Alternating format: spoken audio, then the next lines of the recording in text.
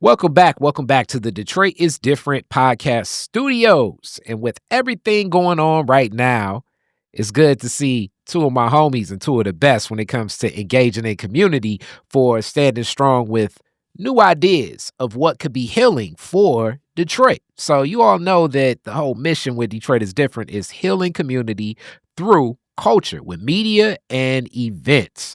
So definitely you have something that kicked off last year that the guest started, and the movement itself is something that's like, okay, we've definitely heard that, but how much are we seeing that? And talk about lived experience being in it.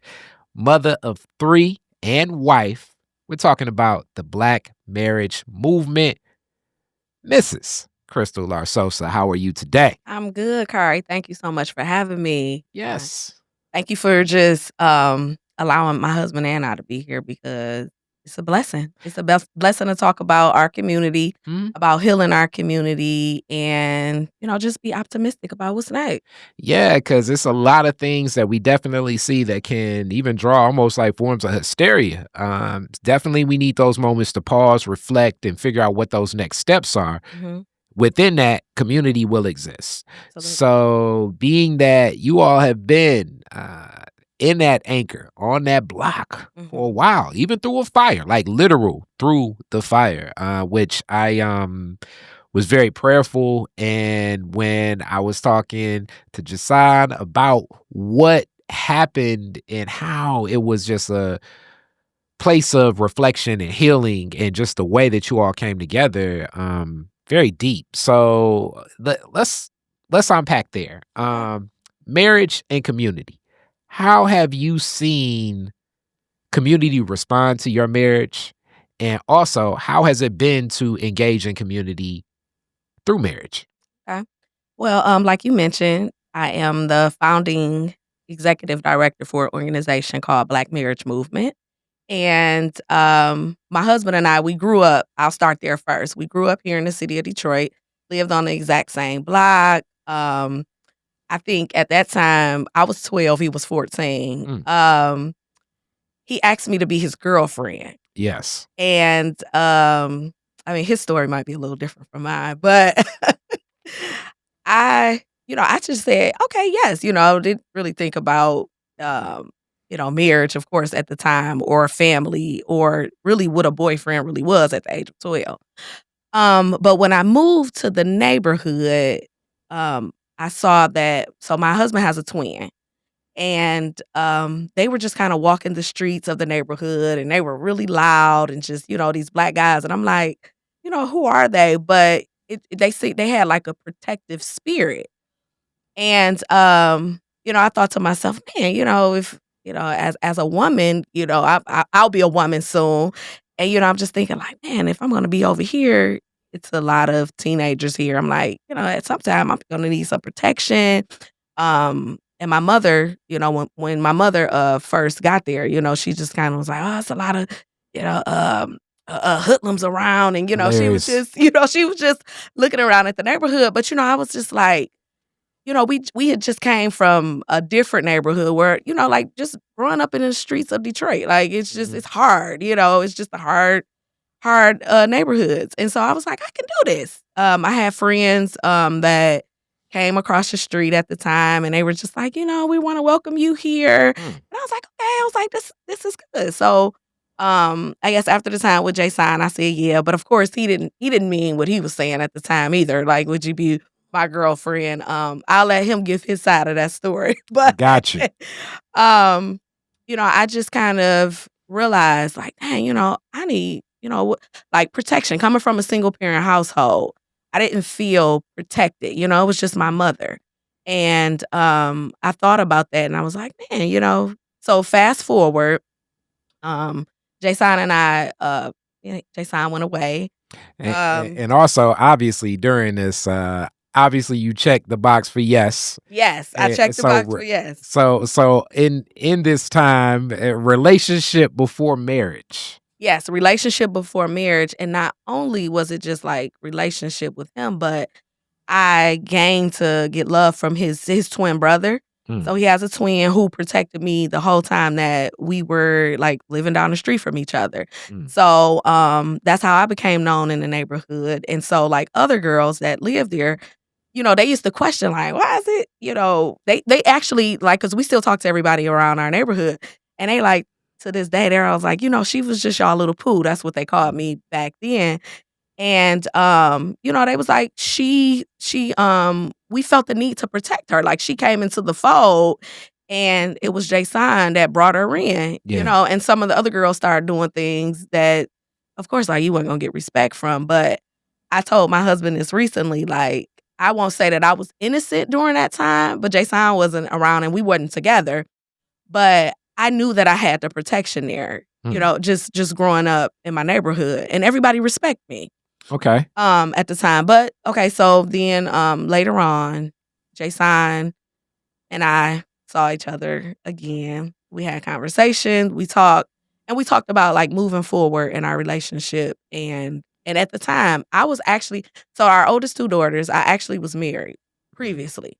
But I saw the value in marriage very early on. So let's unpack that. Okay. Just growing up, were there married couples on the block that you saw in community? What were the relationships with marriage and community? Do you remember as a child?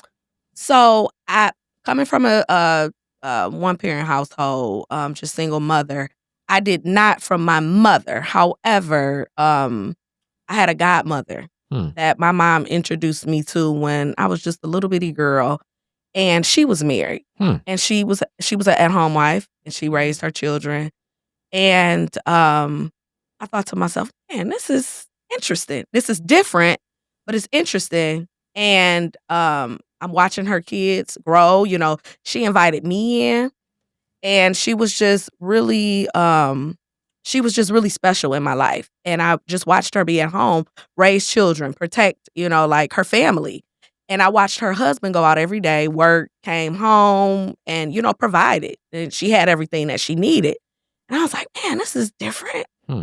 like, it's interesting to me, and when I went back home with my mom, it just wasn't the case, it was like my mom was working hard to take care of me, I barely saw her sometimes because she held 1 or 2 jobs, and I was just kinda doing this thing on my own. What relationship did your godmother, and we can uplift her name as well, but what relationship did she have with like her neighbors and the people around? And I guess community we can look at as the people that live close to where you're at, but also people that are aligned in value and spirit. But what role did she play in the community that you saw? So, that's a good question. I feel like she played a vital role because everyone on her block because we actually were at the end of the block. We were in an apartment building.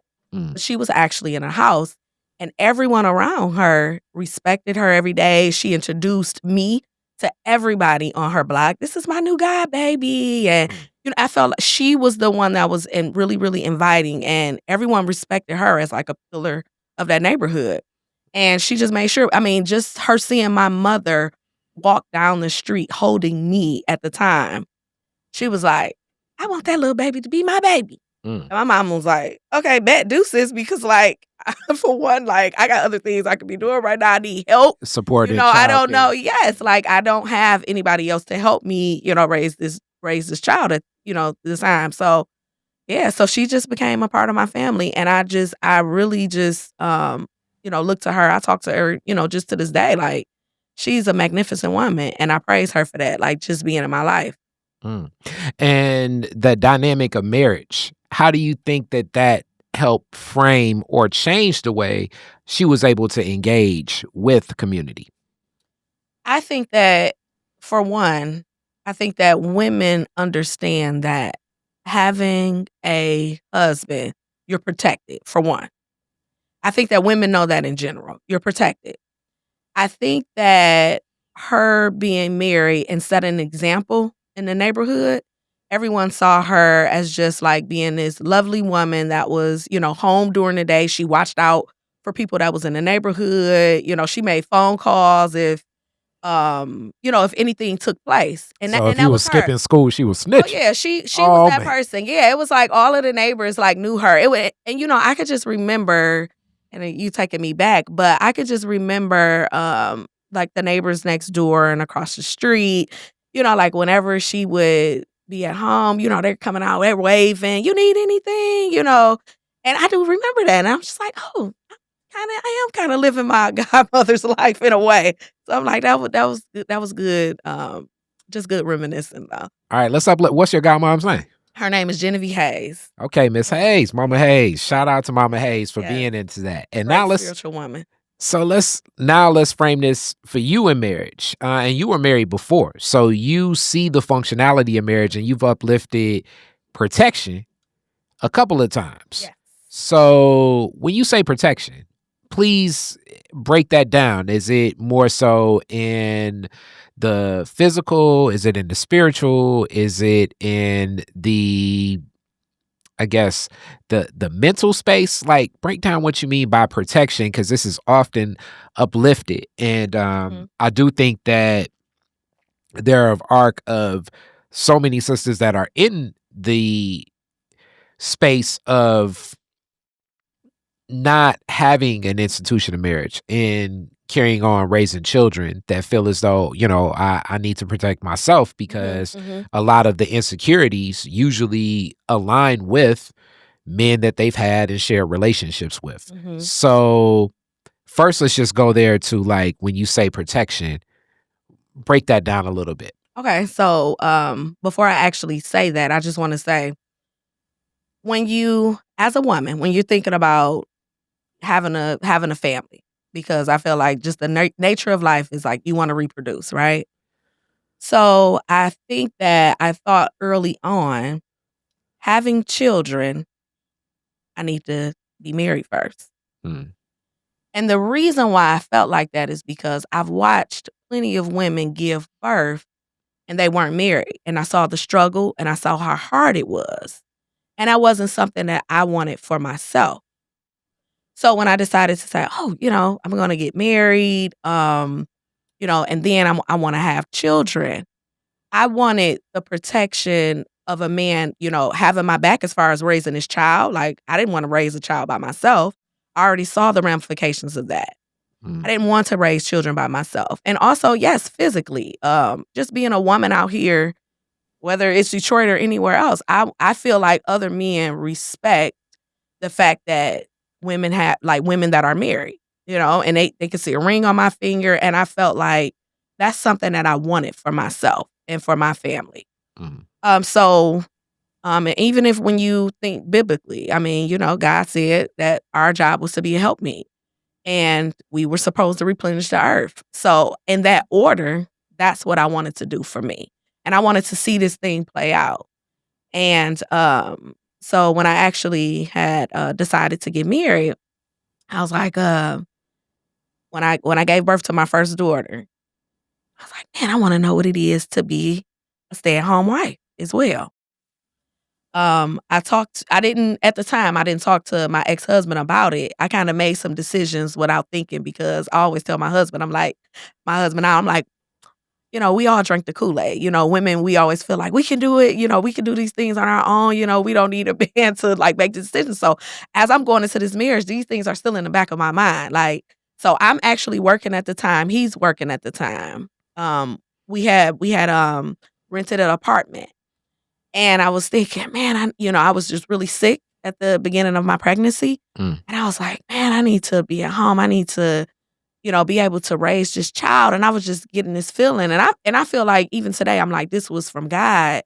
I felt like I was getting this feeling to be like, I need to focus on this child and this life that I'm bringing into this world, and be able to, allow him to go out, and we all agree that a man's job is to protect and provide, and for me to, like, take care of this child and take care of home. And so, to make a long story short, that's what I did. I stayed at home. mm, I read to my baby every single day, through speakers, through my stomach. I prayed. I made sure my husband got home, there was food on the table. I was trying to be a good wife, but at the same time, I felt like I hadn't thought about what I actually wanted and I actually needed. mm, And so, just kinda like the connection with me and him, to me, wasn't like the best connection. I felt like I was on a mission at the time. And, by the time Jasahn had came back home, him and I, kinda talking. I was like, "Yeah, I think our vision are a little bit aligned, and I think that this is where I wanna be." So, that's how we. So when you as the arc of the protection and provision that is uplifted, and then you talk about values being aligned. That alignment of that value, and then what is poured into to raise that family and that vision of different roles. And it's so interesting, like even the whole concept of stay at home mother, um, and the way society, I guess, like kind of frames that, Mhm. and a woman that works, and even the way the society frames that, and just that role of like what will be poured into the children. So, mother and wife. Can you kind of break down the role in both? As I'm guessing that that's where, looking at what you wanted from marriage, you're thinking more in that role of mother and wife. But Mhm. how do you match both um, to ensure that it's aligned in your values and it can grow and it can progress? Okay. I think that the role let's start with the role of a wife. I think that sometimes, women, we haven't been taught what the role of a wife is.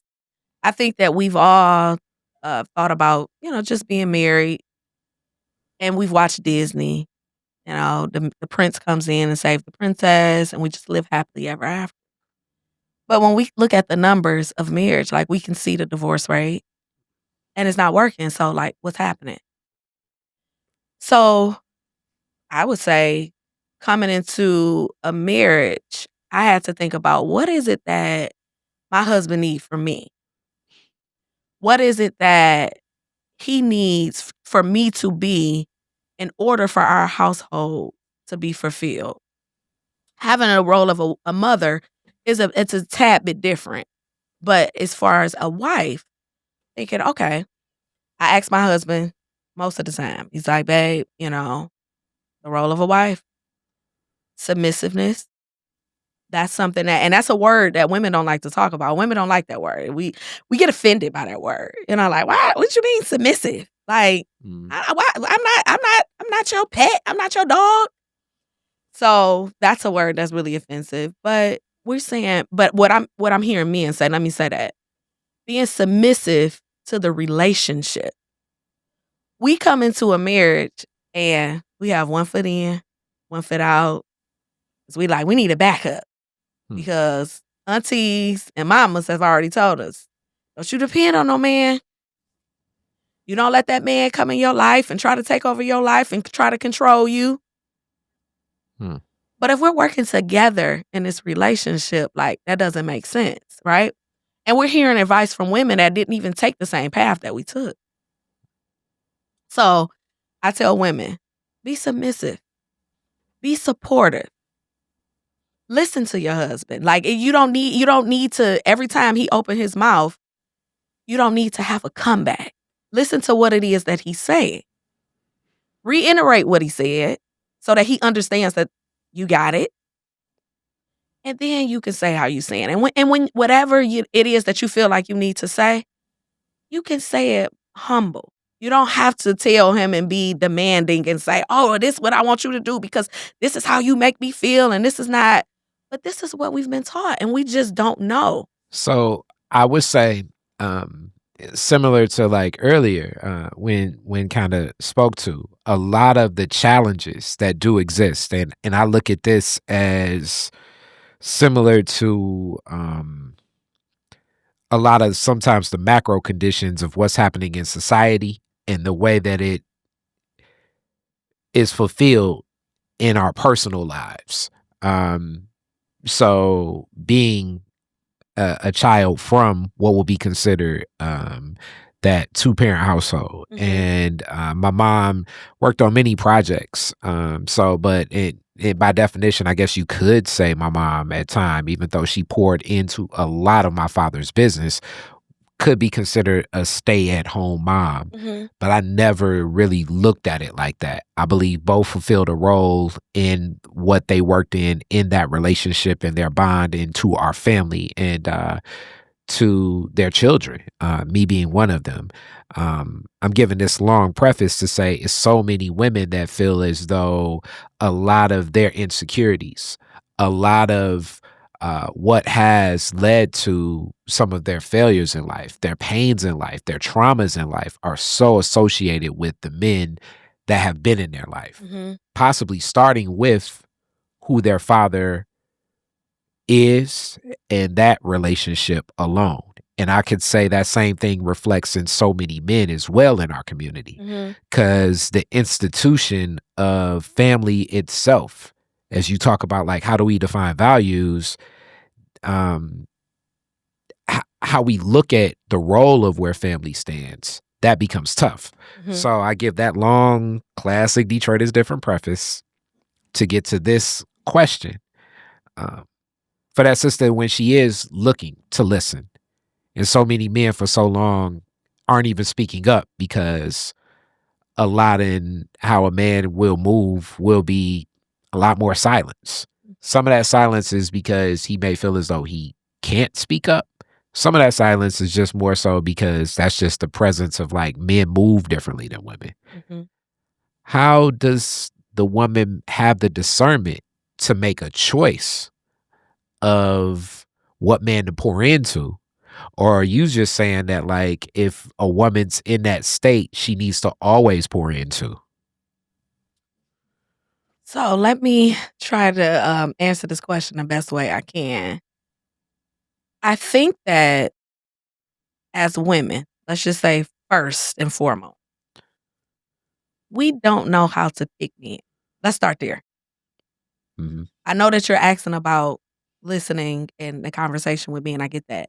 But I want to start there because I think that um I think that we learn how to sorry, Kari, can you cut this? Because Yeah, yeah, Jasahn is my that eyes always like when the sun shines, it gets white and they dry out. okay. Alright, Okay, hold ask me up, that hold up, question hold one up, more hold up, time. hold up, hold up. Thank you. Alright. And we getting closer to the end too, or the swap out, I should say, more so. You got anything to add? Alright. Oh, Alright, tell me anything you want to add. Hold on, Kari, before you. What he just asked you talking about earlier, dude. I was talking about what women put on masculine. Yeah.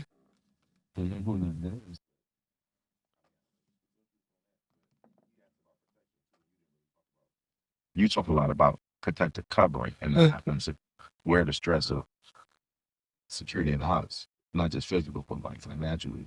I heard you talking to women about that. I thought that was Yeah. Okay. Alright, hold up. Alright, so I'll start this question again. So, in response to a lot of what you share, so many sisters have been dealing with a lot of those traumas, a lot of that pain, a lot of the challenge and challenges of life have been so associated with the men in their lives, possibly starting with the father. Then, furthermore, moving on to who they are in relationship with. Yeah. And knowing this, um, how does that woman make that decision of when to pour in to that man, when to listen to that man, when to be present to know, okay, this is where I need to walk into this space of being submissive to this relationship when so much possibly just associated with men can be trauma itself. Yeah. Um, I like I mentioned, I think that we don't know. No one's teaching us women how to operate and communicate with men. Nobody's teaching us that. We want to be in relationships, we want to be in marriages, but nobody's teaching us that. And I mentioned earlier that we don't know how to choose men. And what I mean by that, when I say we don't know how to choose men, it's just that we watch, music videos. We hear Megan Thee Stallion, we hear Cardi B. And these are the men that like the men that they choose, and these are the men that they say we should have. These are the men that women are going after. And so women aren't walking into a space where they feel like, dang, what man do I want to have a family with, have this child with, who I can listen to, they can listen to me, we can build. I don't think that that's something that we're taught, and that's not something that women are doing. So if you're going for a man that is just out here, ripping and running the streets, and you feel like I'm going to be the one to get with him and change him, and I'm going to get pregnant by him, and I'm going to be one of his baby mamas, I don't know what to say for you. Like, how are you're bringing this guy into your fold because you're like, oh, I'm going to have this baby. But I don't think that maybe he's not even ready to settle down or even listen. But women are making decisions to have children anyway. However, but if we're talking about women that are saying, okay, this is a nice guy. We've talked, we've had conversations about marriage. We're talking about us building a family together. And these are some of the things that we're doing. If women go into this space and they're saying, hey, what is it that you need from me? These are some things that I need from you. Then I think that these conversations can be had. And I think that always a woman should be able to listen, not go off of her feelings, constantly, and like when she's upset, and not running through the house, cussing him out, provoking a man until he hits her or whatever reaction. I think that these are things that we need to talk about in our community, because I know that we talk about domestic violence a lot in our community. But I was just at an event with the chief, and we were just having a conversation. And he's talking about domestic violence cases. Like, women are initiating these cases, because what we will do is we get upset, we get really, really emotional, and we want to fight. We want to hit, and then a man is stronger. Was that 60% stronger than women? We were just looking at these numbers. Yeah, but most women don't even know the strength of men because they haven't even been raised in households with men. I would say definitely to that. I think American society itself is violent. I think that we have a very violent culture. The way we respond to most things is through violence, especially at those times of an impasse. Right. So, right. like, and that's not to say that some men aren't, initiating and striking women first, but these are just conversations that need to be had in our community, because we don't talk about it. Immediately when I say domestic violence, the world says man hit, man struck, but we're not having these conversations. I would say that definitely the impacts of it. So, like, in a spectrum of even how we look at what that is, and back to like violent society, violent culture. If you were to, any day, because I've been on one of those trips with an ex-girlfriend. If you go any day down to, at the time, it was the basement floor of the city county building to get a PPO, you're going to see every day of the week hundreds of women getting some PPO, really, against a man in a situation, which usually these are situations of a lot of that frustration, a lot of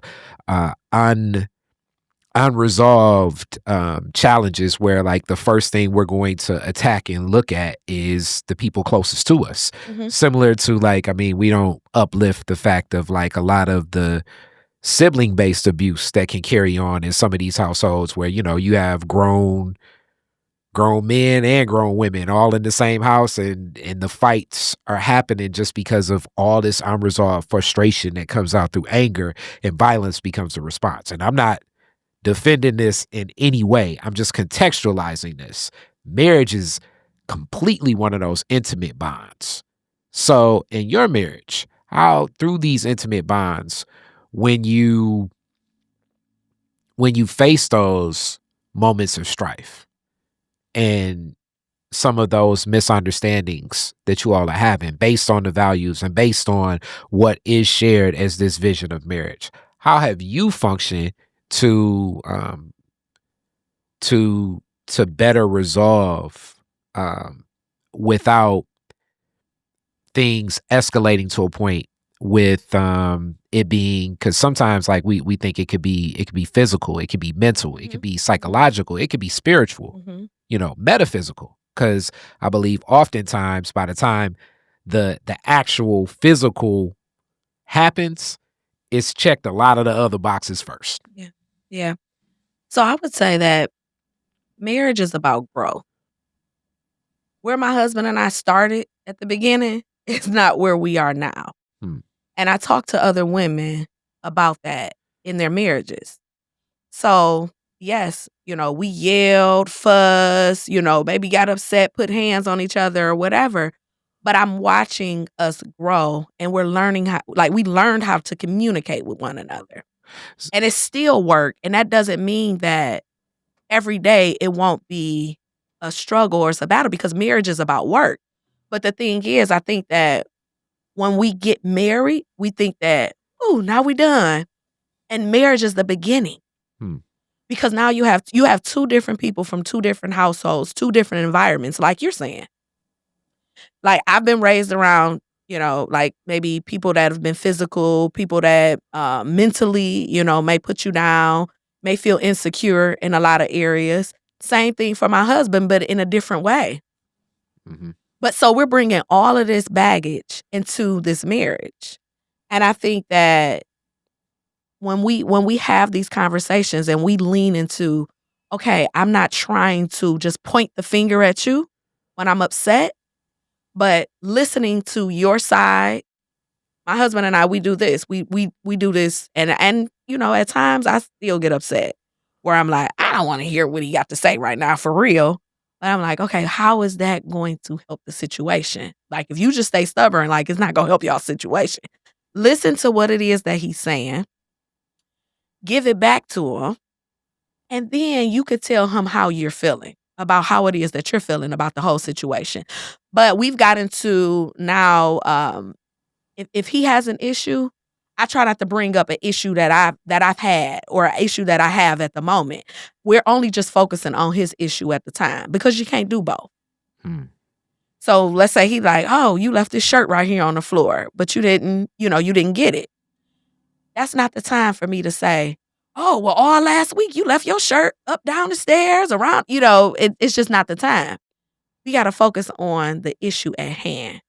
But we had to grow and learn this together because that was not the beginning of our relationship. What were the steps that were made that poured into the better communications that you all have worked towards and still are working to develop?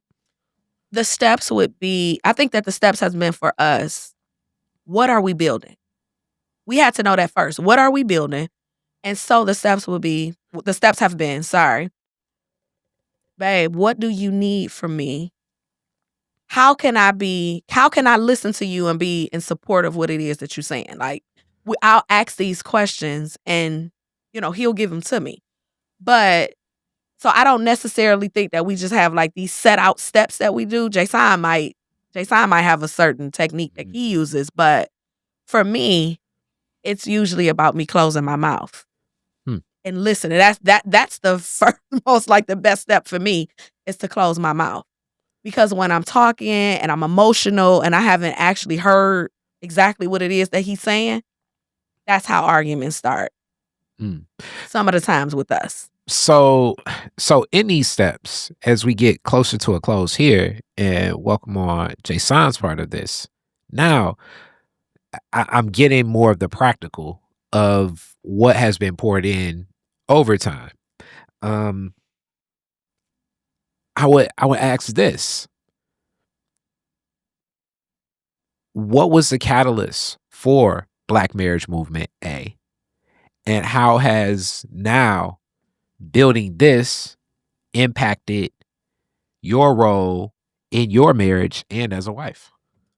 So choosing to live here in the city of Detroit, we look at it's about 77% of residents aren't married at all. But we're constantly watching children be born with couples that are unwed, not working together. And so we're seeing poverty rates are high. And Jasahn and I were just like, man, we chose to get married. We're building. We chose to live here in the city. We're raising our 3 children here. What can we do here to help our people heal, to think about creating generational wealth, to see things a little different? And so we developed Black Marriage Movement because we want to see the healing of our people. Because I feel like I can't tell a woman she's not going to stop having children. Like, women aren't going to stop having children. This is the natural biology of our bodies, right? And so we decided to say, let's develop this organization. Let's teach men how to be fathers. Let's teach women how to be submissive in their relationship. Let's host forums. Let's offer tools, curriculums to, just talk and like bring family back into the community. We need to be healed as a community. And so we've been watching this thing prosper. So we have a few programs that we offer. I have a program called Detroit Wives Club, where we all come in, we're wives, we support one another, we're networking, we're supporting our Black husbands, and, we hope to gain some political power from this. And I'm watching that thing grow. And we also have a program called Care for Fathers. Well, we've held workshops and we're teaching healthcare providers about the ramification of family. Like, implement this into your program. And we watching the biases of Black men coming into the professional space and hospitals and not being acknowledged, not being welcome. I've talked to too many fathers where men aren't even welcome. Like, doctors go right past the man in the room, the Black man in the room especially, and talk exactly to the woman. And we also have a program called Birth Fathers Detroit, which we're actually starting next week. We have a reception that we're starting with fathers that have children under the age of 1 year old, and they're learning from a fatherhood curriculum, and they're like learning the tools to nurture and help support the mothers of their child. And I have one more program that I've been kind of discussing, but I haven't actually got a name. Yeah.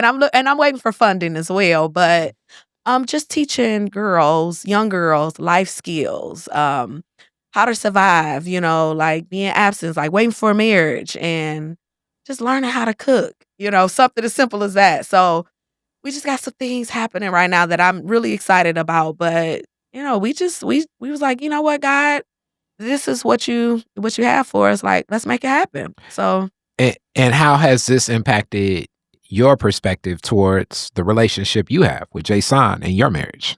I think that it has done wonders because Jasahn and I get to talk to so many couples, so many women that want to be married, so many men that want to be married. And really, we all have the same story. Like, really, at the end of the day, we're all saying the same thing. Women are, feeling the need to say, oh, well, I don't think that he's giving me what I need. And the men are saying, you're not even giving me more of this. So, I mean, I won't go into depth about everything, but I'm listening to couples, and it's helping us grow because these are some of the challenges that we've had at the beginning of our relationship too. And so just with the understanding and the knowledge and the expertise, we're able to like see these marriages like last, and we're watching, the children thrive, and, we just looking at depression rates, like decline. So like this has been awesome for us. Like, and we've just been excited about this journey. I would also ask this. What would you say? Because I often think this, because just being single for so long and having all my homies, that are married, I always would say and think kind of just an interpretation.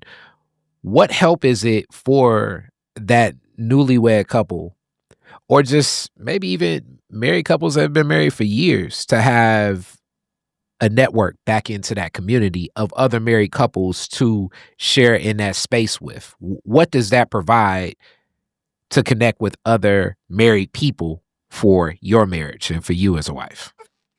So I think I'm hearing you say having a community with other married couples. Is that what you're saying? Yes. What does So that provide? Like, because it's different. Like if if you, because I look at it like this: you may have a friend that is a wife, but it's different if you're in community and like, Jasahn may have met her husband like in a like, what up though? And may see him like on a one off.